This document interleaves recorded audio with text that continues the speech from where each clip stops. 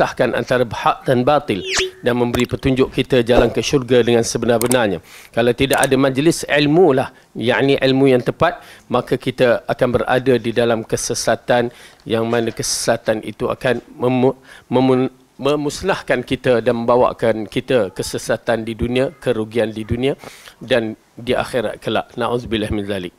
Apatah lagi, alhamdulillah sehari dua ni kita dengar isu-isu yang berbagai-bagai, termasuk munculnya seorang yang dikatakan cucu Nabi, ya. Kalaulah tidak ada kebenarannya, ya, alhamdulillah, ya, dengan ilmu kita dapat mengenalinya. Kalau dengan perasaan kita memuji Rasulullah, memuja Rasulullah semata-mata tanpa ilmu, akhirnya tengok, ya, yang disangkakan cucu scammer, kan? Yang disangkakan keturunan Nabi. Oleh kerana itu, tuan-tuan dan perempuan, kenapa ada seorang ustaz tu kata kita kena husnuzan juga, ya, walaupun mungkin dia bukan keturunan Nabi, tapi asalnya dia sebagai seorang Muslim kena husnuzan. Adakah itu kaedahnya yang menjadi persoalannya? Kerana apa, tuan-tuan dan perempuan? Kalau seorang perompak tu seorang Muslim pun kena husnuzan, kan dah tahu dia tu pencuri, dia tu Muslim, kena husnuzan, ya. Tak, bukan begitu kaedahnya. Kaedahnya, apatah lagi kaedah digunakan atas nama Rasulullah. Al-kadhibu alayya laysa ka kidhbin ala ahadin, kata Rasulullah sallallahu alaihi wasallam. Menipu atas nama aku bukan seperti menipu atas nama orang lain. Tak sama. Kalaulah dia mengatakan dia keturunan raja mana sekalipun, kita tak kisah, lantak kamulah.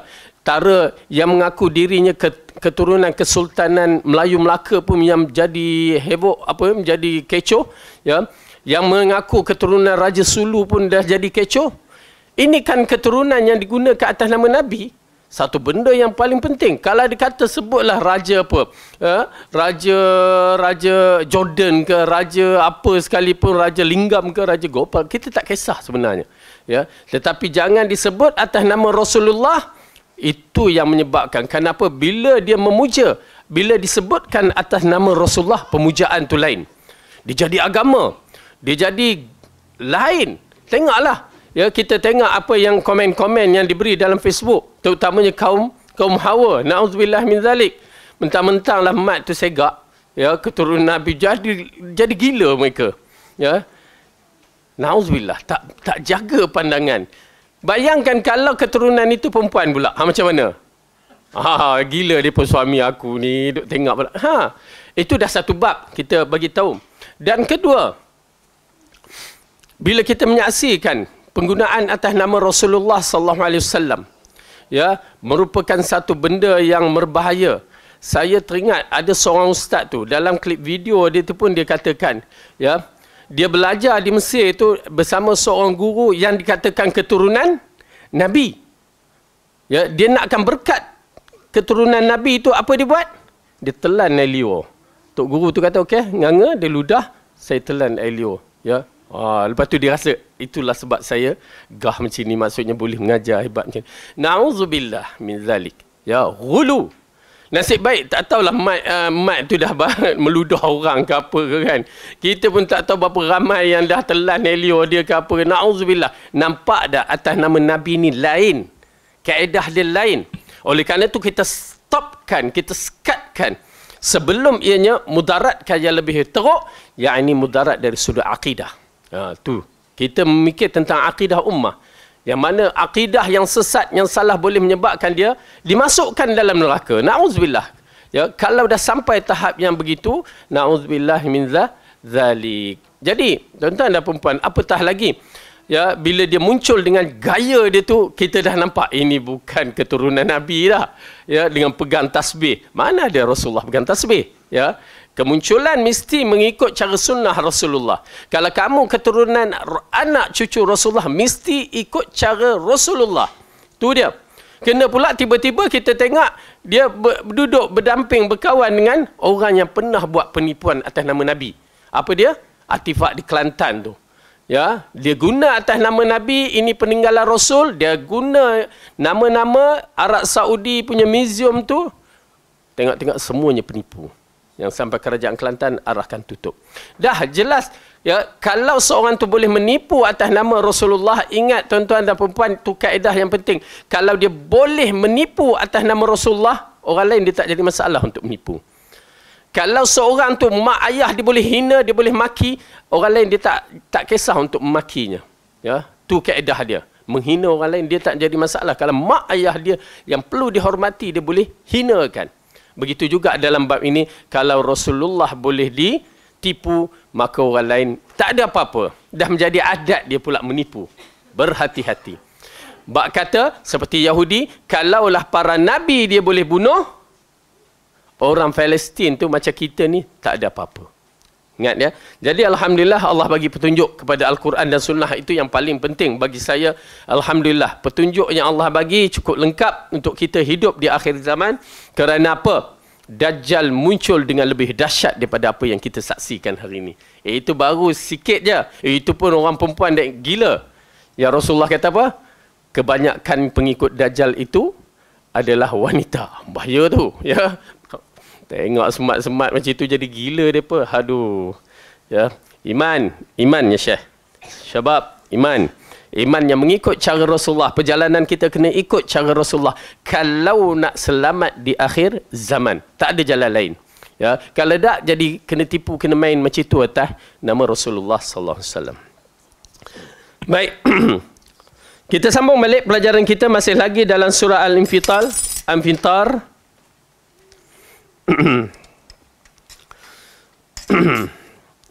Dan pada pelajaran yang lain lepas kita telah membicarakan bagaimana kehidupan ya alam nazak, ya kita bicarakan bagaimana waktu alam nazak itu berlaku.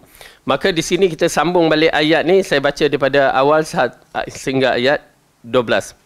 A'udzu billahi minasy syaithanir rajim. Bismillahirrahmanirrahim. Idza as-samaa'u fatarat wa idzal kawakibu intatharat wa idzal biharu fujjirat wa idzal quburu bu'thirat alimat nafsum ma qaddamat wa akharat. يا أيها الإنسان ما غرك بربك الكريم الذي خلقك فسواك فعدلك في أي صورة ما شاء ركبك كلا بل تكذبون بالدين وإن عليكم لحافظين كراما كاتبين يعلمون ما تفعلون. Apabila langit terbelah dan apabila bintang-bintang jatuh berserakan dan apabila lautan dijadikan meluap dan apabila kuburan-kuburan dibongkar, maka tiap-tiap jiwa akan mengetahui apa yang telah dikerjakan dan apa yang telah dilalaikannya. Hai manusia, apakah yang telah memperdayakan kamu berbuat dahaka terhadap Tuhanmu yang Maha Pemurah, yang telah menciptakan kamu lalu menyempurnakan kejadianmu dan menjadikan susunan tubuhmu seimbang. Dalam bentuk apa saja dia kehendaki dia menyusun tubuhmu. Bukan hanya derhaka saja, bahkan kamu mendustakan hari pembalasan, padahal sesungguhnya bagi kamu ada malaikat-malaikat yang mengawasi pekerjaanmu yang mulia di sisi Allah dan yang mencatat pekerjaan-pekerjaanmu. Mereka mengetahui apa yang kamu kerjakan. Baik. Di dalam ayat ini kita telah terangkan bahawa antara sifat-sifat kiamat yang disebutkan dalam ayat ini, apabila langit terbelah dan apabila bintang-bintang berguguran, semuanya telah diceritakan dalam Al-Quran, sifat-sifat yang menggerunkan ini. Tuan-tuan dan perempuan yang dirahmati oleh Allah, pertama kita beriman dengan ayat ini dan kita kena masukkan dalam minda kita keyakinan dan kita kena masukkan gambaran bagaimana kiamat itu. Ya, mungkin kita pernah tengok cerita-cerita yang dibuat oleh Barat kan dalam bab kiamat, tetapi tidak sama. Ya, kesudahannya hanya sekadar bah yang besar, ya, banjir yang besar. Bumi tidak ditunjukkan kehancuran. Ya, tetapi pada ayat ini jelas kepada kita menunjukkan bahawa bumi akan hancur. Berarti tidak ada apa-apa lagi dah di alam semesta ini. Bahkan yang ada pada ketika itu tinggal hanya Allah Subhanahu Wa Taala. Okey, gambaran-gambaran kiamat ini disebutkan dalam Al-Quran beberapa kali dan kita dah terangkan di dalam surah Al-Qari'ah, kita dah terangkan dalam surah Al-Zalzalah, dan kita terangkan berbagai-bagai lagi ayat yang mengisyaratkan kiamat yang wajib kita imani. Yang paling penting dalam bab ini, wajib kita imani. Ya, bila tinggalkan, kita tak tahu bila. Kerana yang paling penting, tanda-tanda kiamat dia akan muncul sedikit demi sedikit. Ya, munculnya sedikit demi sedikit. Dan kemunculan tanda-tanda kiamat akhir kiamat-kiamat kecil dah habis dah. Kalau ikutkan perhitungan yang kita kira, habis dah. Ya, hampir dekat 70 tanda-tanda tu dah habis dah. Cuma kita menunggu tanda-tanda kiamat besar. Ya, tanda kiamat besar. Dan yang menggerunkan pada tanda-tanda kiamat besar ini, di antaranya sementara nak menunggukan Dajjal muncul, penyeru-penyeru ke arah neraka. Ya, penyeru-penyeru yang berpakaian seperti kita, yang berbahasa seperti kita, tetapi dia menyeru ke arah neraka. Ini yang kita takutkan. Dan Rasulullah mengingatkan kemunculan mereka ini atas nama agama. Kerana apa? Kemunculan mereka atas mengaku dirinya menjadi Nabi. Kalau dia tak mengaku dirinya menjadi Nabi, tetapi dia akan berbicara seolah-olah dia diwahyukan. Ya, dia kata saya diwahyukan. Cukup. Walaupun dia tak mengaku dirinya Nabi, itu tanda sifat orang yang nak mengaku dirinya Nabi. Okey? Jadi oleh kerana tu kena berhati-hati. Saya ingatkan lagi bahawa persoalan Nabi di akhir zaman ini amat penting. Rasulullah dah isyaratkan tidak ada Nabi selepas aku. Ya. Dia adalah khataman Nabiyyin, penutup bagi para Nabi. Tak ada Nabi dah. Rasulullah perincikan. Oleh kerana tu kita kena faham. Orang-orang yang cuba menggunakan atas nama Nabi, dia tak boleh dah. Melainkan dalam bentuk-bentuk yang lain. Walaupun dia tidak boleh mengisytiharkan aku Nabi, dia boleh menggunakan lagi aku diilhamkan. Yang ni aku seolah-olah diwahyukan. Itu pasal bila kita mendengar di kalangan manusia-manusia, di kalangan golongan-golongan tarikat yang menggunakan kalimah dia bermimpi, ya, dapat dari Nabi, dapat wahyu berzikir begini, merupakan penipuan atas nama Rasulullah SAW, atas nama wahyu Allah. Ya, berbahaya. Allah dah katakan dalam Al-Quran, Al-yawma akmaltu lakum, agama ini telah sempurna. Bila Allah yang kata, pertama kamu tak nak beriman dengan kalam Allah. Kita merasakan tidak sempurna agama ini. Itu yang kita nak tokok tambah. Sedangkan Allah yang berkata, Al-yawma akmaltu lakum. Subhanallah, na'udzubillah. Macam mana ya? Jiwa mereka terhadap ayat Allah. Itu pentingnya kita beriman dengan Al-Quran, beriman dengan kalam Allah tu. Pertama, berhenti di situ. Jangan banyak bicara. Beriman. Allah kata sempurna, sempurna. Na'udzubillah ya. Satu benda yang berbahaya. Kita tak perasan. Bila Allah dah kata sempurna, Rasulullah adalah orang yang telah menyempurnakan risalah. Kita beriman Rasulullah yang telah menyempurnakan risalah. Jangan ditambah, jangan dikurang. Itu je. Kalau mampu buat, tak mampu, lain cerita. Fattakullah mastata'atum. Tetapi beriman itu penting. Berhenti di mana tempat Rasulullah berhenti. Tetapi sayang, bila akidah kita mengenali Allah, mengenali Rasul tidak lengkap, begitulah jadinya. Mengenali Rasulullah hanya sekadar cinta. Ya? Cinta dengan berbagai acara yang kita buat. Itu punca kesilapan kita. Ghulu yang melampaui batas yang menyebabkan berbahayanya mereka, seperti mana Rasulullah SAW mengingatkan supaya tidak menjadikan dia seperti orang Nasrani yang ghulu terhadap Isa AS. Okay? Jadi oleh kerana itu, tuan-tuan dan perempuan kena biasakan dalam bab ini, bila sampai ayat Al-Quran, pertama kita beriman dan berhenti di mana tempat Allah hentikan. Allah kata dah sempurna, sempurna. Jangan masuk campur. Jangan nak bagi pandangan kepada perkara-perkara tersebut. Subhanallah. Okey? Baik. Jadi dalam ayat ini juga Allah menceritakan wa idzal biharu fujirat, dan apabila lautan dia dijadikan meluap. Wa idzal quburu bu'thirat, dan apabila kuburan-kuburan dibongkar. Ibnu Abbas berkata diperiksa. Al-Suddi berkata lafaz taba'asyara artinya bergerak sehingganya isinya keluar. Ya, keluar. Apa yang di dalam bumi akan keluar seperti yang disebutkan dalam surah Zalzalah. Ya, iza zulzilatil ardu zilzalaha wa akhrajatil ardu athqalaha. Ya, jadi dia mengeluarkan semua isi-isi. Ya, na'udzubillah, ya. Na'udzubillah, kita minta lindung supaya tak sampai pada waktu itu. Ya, kerana ia merupakan satu fitnah yang besar, ya, bagi kita yang hidup di muka bumi kalau waktu itu kita hidup. Kenapa? Waktu tragedinya kiamat, kejadian kiamat adalah orang-orang yang paling buruk, paling jahat di muka bumi. Oleh kerana itu, na'udzubillah, kita minta supaya kita tidak termasuk dalam golongan itu. Lalu firman Allah, alimat nafsum ma qaddamat wa akharat, maka tiap-tiap jiwa akan mengetahui apa yang telah dikerjakan dan yang telah dilalaikan. Okey.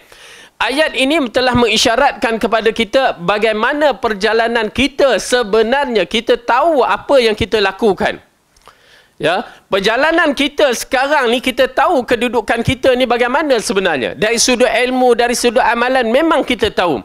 Cuma ada ke kesungguhan kita untuk islahkan, memperbaiki diri kita ataupun tidak? Ya, bukan kita tak tahu, kita tahu. Bila kita tahu, maka seharusnya kita berusaha untuk mengislahkan, memperbetulkan jika ada kesilapan. Itu di antara perkara yang perlu kita tahu sebagai seorang Muslim. Qad aflaha man zakkaha. Beruntung orang yang menyucikan dirinya. Kerana apa? Dia tahu dia silap, dia betulkan. Dia kurang ilmu, dia pergi menuntut ilmu. Itu kaedah dia. Kerana hari ini belum lagi hari penyesalan kita. Hari ini belum hari penyesalan kita. Tetapi dah berlaku penyesalan beberapa perkara. Seperti hari tua kita ni. Macam kita pula. Ya, macam orang yang tua, tak boleh sebut kita tua, kan, muda lagi. Okay?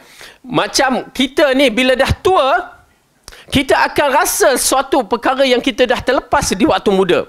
Ya, di situ ada beberapa penyesalan. Kita teringat balik dosa-dosa di zaman muda. Bersyukur kepada pemuda-pemuda yang hidupnya dalam iltizam di awal usia mereka. Subhanallah, Rasulullah memuji dalam hadisnya. Tetapi bagi mereka yang terlepas, bukan maksudnya mereka itu seorang yang kotor, tak. Tetapi mereka itu Allah nak bagi petunjuk supaya mereka mendapat kemanisan di waktu bertaubat. Kemanisan hidup mereka di waktu bertaubat dengan Allah. Tuan-tuan dan puan-puan, kalau kita tahu betapa manisnya bertaubat, memang kita akan merindui taubat. Kerana apa? Kita berbicara dengan Allah Subhanahu Wa Taala.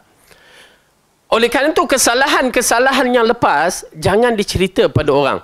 Orang tak akan dapat menyelesaikan masalah kita. Bahkan stres kita nanti, kalau dia bermusuh dengan kita, segala perkara yang lepas dia akan ungkit. Na'udzubillah. Tetapi bila kita berbicara dengan Allah, kita mengadu kepada Allah, lain. Tuan-tuan dan puan-puan, cuba ambil satu masa waktu kita keseorangan mengadu pada Allah. Lain, memang terasa lain. Apatah lagi di saat-saat 1/3 akhir malam. Kita ambil sedikit, mengadu saja. Ya Allah, aku berbicara denganmu. Ya Allah, aku mohon ampun padamu. Lain, bila kita seorang-seorang, cara mengadu kita tahu Allah hidup, Allah mendengar. Lain sangat-sangat terasa kemanisan bertaubat itu. Oleh kerana itu, kadang-kadang bila seorang itu bertaubat, melakukan kesalahan di waktu muda, lalu dia bertaubat, indahnya, dia akan terasa indah. Di waktu itu dia akan merentasi jalan-jalan yang cukup cantik selepas itu. Kalau dia inginkan mencari kebenaran. Okey, baik. Jadi dalam bab ini, ya, tuan-tuan dan puan-puan, bila kita nak mati nazak yang kita ceritakan, maka di situlah datang waktu penyesalan yang pertama. Ya, buktinya Firaun di hari kematian dia, waktu dia dah nak tenggelam, apa dia kata? Aku beriman dengan Tuhan Bani Israel. Berarti datang penyesalan dia. Dah tak boleh. Kita masih boleh lagi. Hatta kalau kita sakit terbaring, masih ada ruang taubat lagi. sebelum nyawa sampai ke kerongkong. Oleh kerana itu, tuan-tuan dan puan-puan, pulun, masalah istighfar bukan masalah main-mainan sebenarnya. Ada je masa teringat astagfirullah. Ada je masa teringat astagfirullah. Walaupun tidak berterusan, tetapi teringat je astagfirullah, astagfirullah. Ya, mengharapkan keampunan dari Allah. Kena ada. Kena ada. Kerana kita mengharapkan bersihnya dosa kita dan kita tak tahu istighfar yang mana Allah akan pilih sebagai istighfar yang terbaik yang boleh menghapuskan dosa kita. Kalau kita menyaksikan dalam surah Al-Munafiqun, ayat yang ke-10 itu, orang yang dah beramal pun menyesal. Dalam ayat yang lain, Syekh Saleh Utsaimin mengatakan, ini tandanya orang yang beriman pun, yang beramal soleh pun menyesal. Untuk dilakukan amalan yang lebih baik. Subhanallah. Amalan dia dah baik, nak lebih baik lagi. Kenapa? Bila dia melihat satu keajaiban. Oleh kerana itu, dalam masalah nazak ni, memerlukan dalil yang kuat sehingga kita menyaksikan satu perkara yang ghaib yang menyebabkan kita menyesal kehidupan kita selama ini. Okey. Dan bila kita menyaksikan dalam ayat-ayat seperti itu, maka mengisyaratkan penyesalan itu berlaku. Tetapi penyesalan kita masih ada lagi ruang sampai sebelum nyawa di kerongkong. Bila nyawa dah sampai di kerongkong, habis. Waktu itu dah tak guna dah. Tak guna, apa saja dah tak guna. Walaupun kita ni hebat macam mana, walaupun kita ni dikatakan soleh macam mana pun, dah terhenti di situ sahaja. Maka waktu itu penyesalan demi penyesalan datang, tapi tak guna. Ya, tak guna dah, habis. Tuan-tuan dan puan-puan, bila kita renung balik, kita takut. Bukan takut apa? Takut sampai waktu itu, kita memang akan menyesal. Ya, beruntung kalau orang yang tidak menyesal. Persediaan dia. Tetapi kalau dah sampai tahap yang begitu, itu belum masuk lagi dalam kubur. Dalam kubur dah satu bab lagi. Penyesalan. Dan sampai di akhirat habis. Ya habis.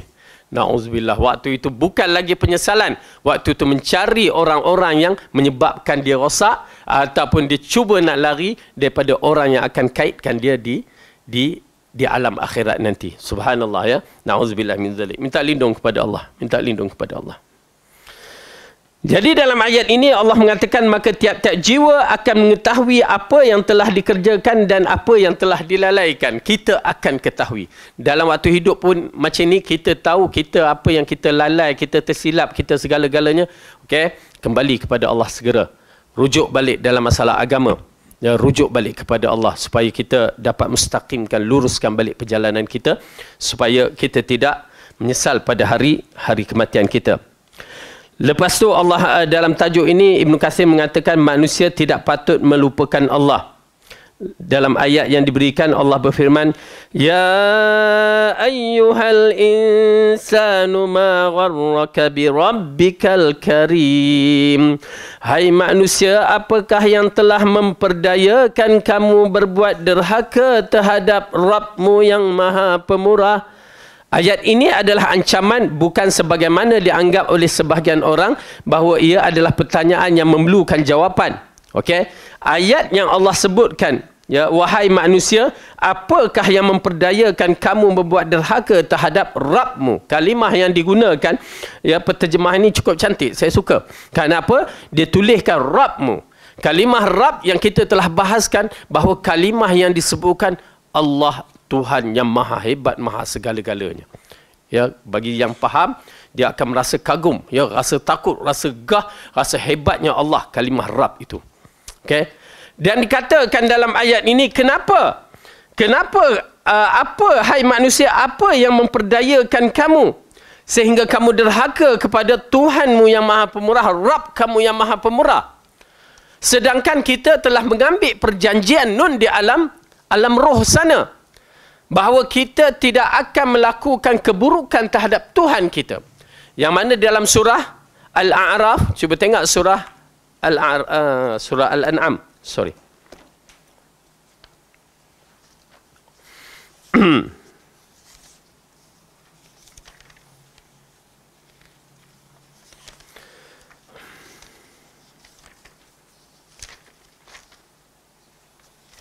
Sebentar. Surah Al-A'raf.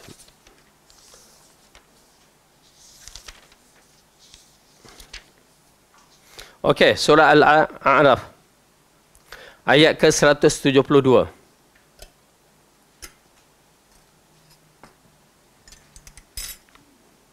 Bismillah.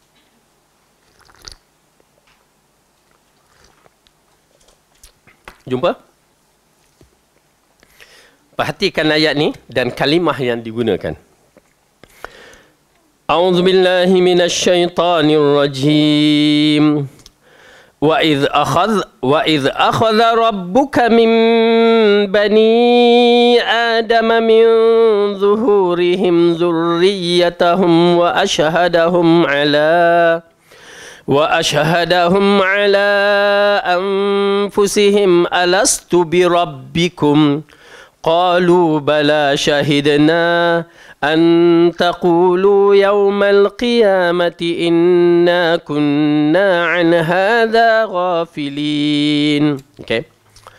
Dan ingatlah ketika Rabbuka, kalimah Tuhan ya. Saya bila tuan-tuan dan puan cuba berlatih, bila dengar baca kalimah Rabb tu ada perasaan sedikit ya. Perasaan gerun.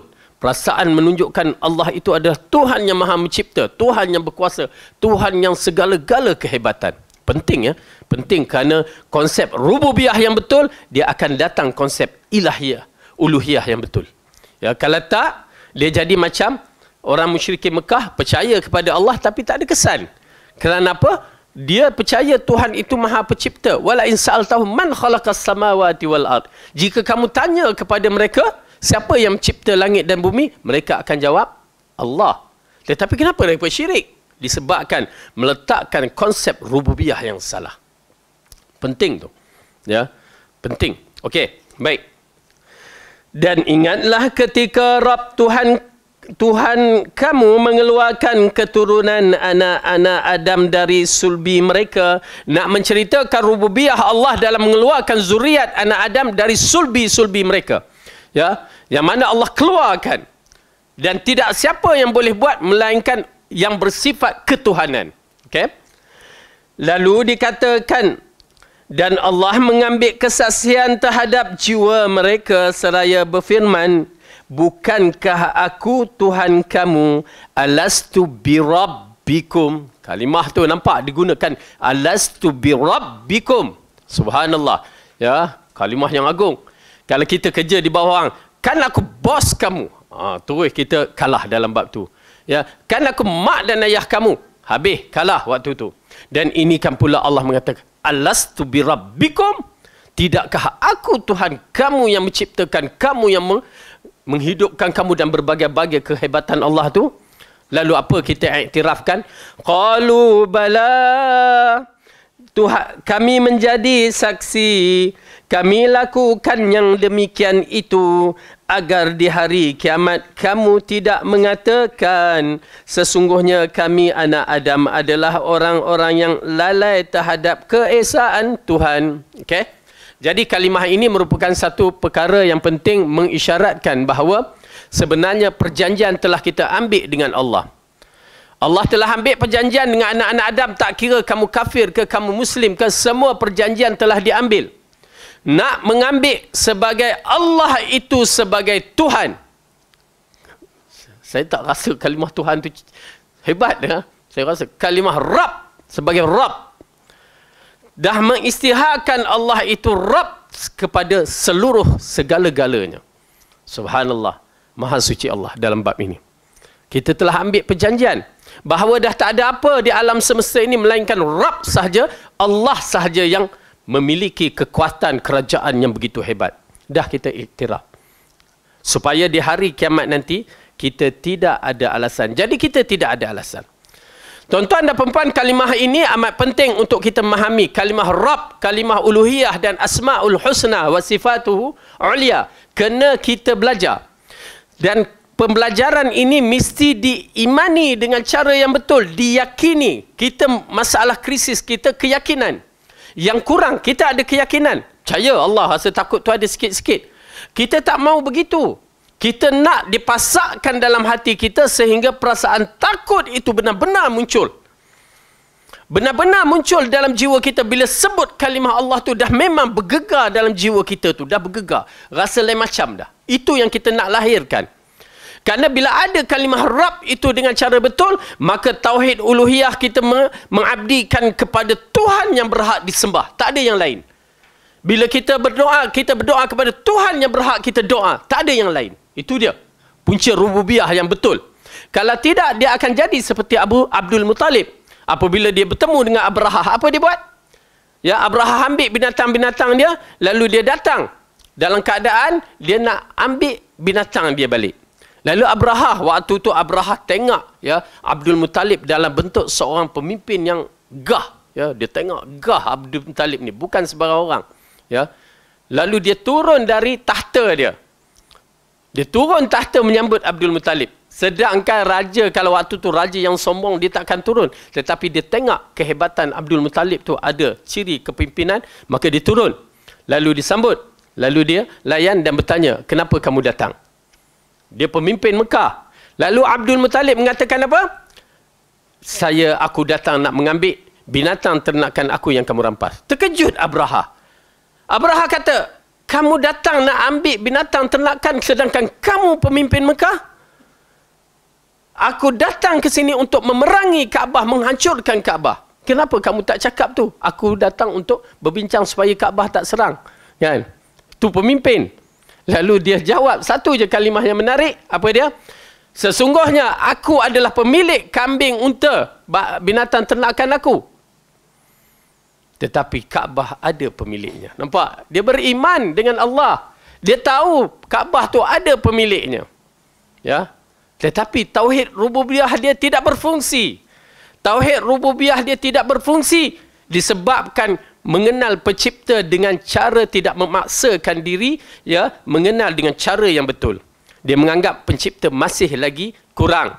Kena bertawassul dengan cara yang dikatakan seperti Tuhan mereka yang di dalam Kaabah tu. Nak berdoa melalui Tuhan tersebut. Nak apa? Begini. Sehingga kan dikatakan sebanyak 360 Tuhan ada di keliling Kaabah tu. Seolah-olah satu hari satu Tuhan. Satu hari satu Tuhan. Nampak tak? Okey, jadi saya haraplah dalam kelas kita ni cuba latihkan, kena latihkan memahami tentang rububiyah ketuhanan. Allah tu kena kita agungkan sebenar-benarnya. Ada perasaan takut. Lepas tu, tang situ dia akan datang. Sebenarnya itu mukaddimah yang cukup cantik. Bila ada perasaan ya terhadap Allah, maka di situ kita tahu ini kalam Allah yang jangan siapa berani melampaui. Beriman. Terus kalam Allah kita tak akan melawan. Itu Rasulullah utusan dari langit yang diutus bukan sebarangan. Beriman. Terus kita berhenti di situ. Dahsyat. Ya, tuan-tuan dan perempuan, kemanisan iman akan dirasai. Betul. Ya, saya bila tengok ayat surah Al-Anfal tu betul. Tapi mukaddimah kena berlatih. Benda ni kena berlatih. Ya, kena paksa diri kita berlatih meletakkan kerububiyahan Allah itu dengan sebenar-benarnya. Bila sebut kalimah Rabb tu dah terbayang kehebatan Allah. Bila tuan-tuan dan perempuan ya, bila kita baca kalimah Rabb tu bagi saya dah terbayang satu kekuatan yang cukup dahsyat, kehebatan yang cukup dahsyat. Itu dalam jiwa saya. Itu pasal saya agak bila sebut Rabb dah, kita tahu dah. Tidak ada siapa pun boleh sama dengan dia. Dan tidak ada siapa yang mengaku dirinya Tuhan yang layak untuk menandingi dia. Dah tak boleh dah. Kemuncak kehebatan yang dimiliki oleh Allah Subhanahu Wa Taala. Dan di situ, tuan-tuan dan perempuan, bila tuan-tuan dan perempuan belajar asma wa sifat, nama-nama Allah terpuji, kita akan merasa kagumnya. Ya, kemuncak kehebatan dimiliki oleh Allah. Kemuncak kehebatan. Sifat Ar-Rahman, kemuncak sifat tu. Jadi terbayang, datang pula dalil seperti sifat Ghafur, keampunan, pengampun dia. Dia boleh melepaskan ahli neraka yang ada iman dia sedikit tanpa sebab. Subhanallah. Satu benda yang mengagumkan, bagi saya mengagumkan kehebatan Allah, Tuhan kita. Kenapa kita tak datang minta pengampunan? Sedangkan dia dah istiharkan pada tiap-tiap 1/3 akhir malam. Ya. Tang situ datang kerinduan orang-orang yang bermunajat di 1/3 akhir malam. Dia mengenali pencipta dia. Ya, dengan perasaan. Itu pasal bila kita menyebut kalimah Rabb dengan perasaan gerunnya, perasaan kagumnya, perasaan rindunya, perasaan sayangnya, perasaan Masya Allah, semua muncul. Ya, pengharapan kita tinggi kepada Allah. Maka tauhid rububiyah akan terbina dengan cantik. Dan di situ kita bila dah tahu dialah Tuhan yang layak disembah, maka kita akan tengok yang lain-lain tak ada nilai di sisi kita. Ya, pasal dah tahu dah, itulah Tuhan. Sifat Tuhan yang layak tak ada dimiliki oleh sesiapa. Maka alhamdulillah, tuan-tuan dan perempuan, kita mempunyai Tuhan yang maha hebat. Berbandingkan dengan orang kafir yang tidak memahami apa dia Tuhan mereka. Jadi, okey, kita lihat balik ayat ni. Lalu Allah bertanya dalam ayat ni, maka wahai manusia, apa yang telah memperdayakan kamu berbuat derhaka terhadap Rabb yang maha pemurah. Subhanallah. La ilaha illallah. Oleh kerana itu bila kita melakukan maksiat, jangan kita fikir maksiat besar, maksiat kecil. Alah kecil je. Jangan. Tetapi kita fikir dengan siapa kita lakukan. Ya. Dengan siapa? Subhanallah. Bila sebut dengan siapa tu dah tergambar. Dengan Rabb kita, dengan Tuhan yang maha hebat. La ilaha illallah. Kalaulah tidak. Astaghfirullah. Sifat yang maha pengampun. Habis dah kita. La ilaha illallah. La ilaha illallah. Tuan-tuan dan perempuan, kenali Tuhan kita dengan sebenar-benar. Ini bukan main-mainan. Kita berbekalkan dengan mengenal pencipta kita dengan sebaik-baik mungkin. Penting untuk menentukan kita boleh mengucapkan kalimah La ilaha illallah di akhir hayat kita. Untuk menentukan di waktu itu kita merindui untuk bertemu dengan Allah di waktu alam nazak. Untuk menentukan kita boleh menjawab kalimah menjawab soalan-soalan di dalam kubur. Kerana kita mengenal pencipta kita dengan betul. Oleh kerana itu, imanilah. Kalimah ini kena beriman. Kalau tidak, tuan-tuan dan perempuan, kita akan menyesal. Kita akan menyesal bila kita mati, kita tak mengenal pencipta kita dengan sebenar-benarnya. Na'udzubillah. Oleh kerana itu, ayat yang kita baca selalu dalam surah Al-Anfal, ambil perhatian. Dan saya suka untuk kita ambilkan perhatian. Okey, buka surah Al-Anfal, kita ambil sebagai peringatan kita. Ya, dalam ayat surah ke-8, juzuk ke-9, ayat yang kedua. A'udzu billahi minasy syaithanir rajim. Innamal mu'minuna alladzina idza dzukirallahu wajilat qulubuhum wa idza tuliyat 'alaihim ayatuhu zadatuhum imana wa 'ala rabbihim yatawakkalun. Sesungguhnya orang-orang yang beriman, yakni sempurna imannya itu, adalah mereka yang apabila disebutkan nama Allah gementarlah hati mereka. Dan apabila dibacakan kepada mereka ayat-ayatnya, bertambahlah iman mereka kerananya. Dan kepada Tuhanlah mereka bertawakal. Okay. Jadi kalimah ini amat penting. Saya bacakan terjemahan ini supaya kita faham ini sifat orang mukmin yang cuba kita hidupkan dalam jiwa kita. Kita harapkan ya, jangan jadikan kelas kita kosong begitu saja. Jangan jadikan kelas hanya untuk mengisi masa lapang, tetapi untuk mempraktikalkan arahan-arahan Allah. Apa dia? Sesungguhnya orang-orang yang beriman, yakni sempurnanya iman itu adalah mereka yang apabila disebutkan nama Allah, cukup dengan kalimah Allah dah ada gementar dalam jiwanya. Cukup. Kita nak gambarkan agak sukar ya, tetapi ianya difahami. Kalau kita menyaksikan cerita-cerita di zaman dahulu, kerajaan-kerajaan yang hebat, Maharaja Cina, Maharaja Mongol, lepas tu apa, raja-raja yang berbentuk zalim tu, bila disebut nama orang dah takut. Dah takut. Tetapi kita tidak hidup sebagai seorang yang beriman, menyebut nama Allah. Tak ada perasaan takut. La ilaha illallah. Masalah. Iman kita bermasalah. Krisis keimanan kita. Sedangkan Allah telah menunjukkan kehancuran ya, kerajaan-kerajaan yang ingkar kepada perintah Allah. Sewaktu Nabi Nuh mengutuskan risalah Allah, lalu kaumnya ingkar, dihancurkan dalam bentuk yang menggerunkan. Bukan sebarangan bentuk. Inna batsya rabbika lasyadid. Ya. Sesungguhnya kemurkaan Allah, amukan Allah itu besar. Bayangkan kalau tsunami dia tenggelam begitu saja dah cukup dah untuk mematikan kaum Nabi Nuh. Tetapi tak, Allah katakan kamu lihat bagaimana aku hancurkan kaum, ditenggelamkan mereka sampai ke puncak gunung. tak logik dari sudut akal. Tetapi Allah nak menceritakan kepada kita, inna batsya rabbika lasyadid. Okay. Jadi kenallah Allah dengan betul-betul.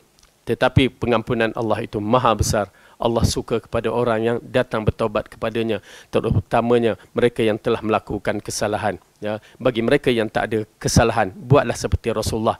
Apakah salah jika aku menjadi hamba yang bersyukur? Ya, jadi insya-Allah tuan-tuan dan puan-puan, maaf ya, ambil masa lebih sikit sebabkan kelewatan. Jadi mudah-mudahan Allah berikan kita dalam kelas yang pendek begini dapat kita berubah, memperbetulkan iman kita kepada Allah dengan cara yang betul, yang mengukuhkan iman kita kepada Allah dengan cara yang betul. Ya, mudah-mudahan Allah berikan kebaikan untuk kita seterusnya dan menjadikan kita hamba-hambanya yang terpilih untuk memikul amanah di akhir zaman ini. Wallahu a'lam bissawab. Aqulu qawli hadza wa astaghfirullah li wa lakum. Wassalamu alaikum warahmatullahi wabarakatuh.